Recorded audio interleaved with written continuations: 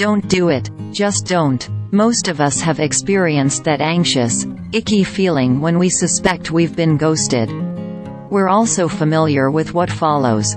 The incessant checking of our messages and social media, creating far-fetched stories about why they haven't texted, going over everything we did or said that might have scared them off, and the subsequent self-loathing at how much mental and emotional energy we're wasting on this person who's causing us pain. Ghosting, when someone cuts off communication without warning or explanation, has become an inevitable part of the modern relationship landscape.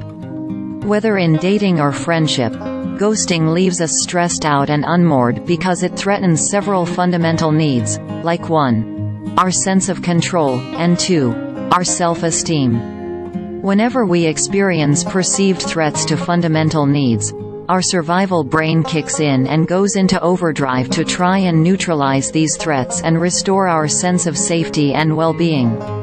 So this means that we're probably not obsessing because we like them so much. It's actually our body's biological survival process detecting threats and subsequently trying to keep us safe. When we find ourselves ruminating over the reason someone disconnected without an explanation, it's our anxious brains telling us that if we keep on thinking about this problem, we will finally come up with the answer that will provide a suitable explanation and make this feeling of uncertainty and uncontrollability go away. For example, when we check their social media, we are looking for clues that will help us solve this mystery, whether seeing them post about a new partner or discovering that they unexpectedly moved to Mongolia. But remember that our brains don't want to accept that any situation is out of our hands and there isn't much we can do about it. That's why the search process is almost always unproductive.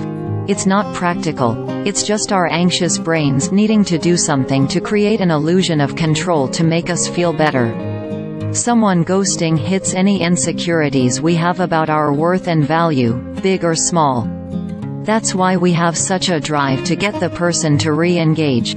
It gives us validation and external proof that we are worthy after all. The drive can be so strong that we assume we must really like this person, because why else would we so desperately want them to contact us?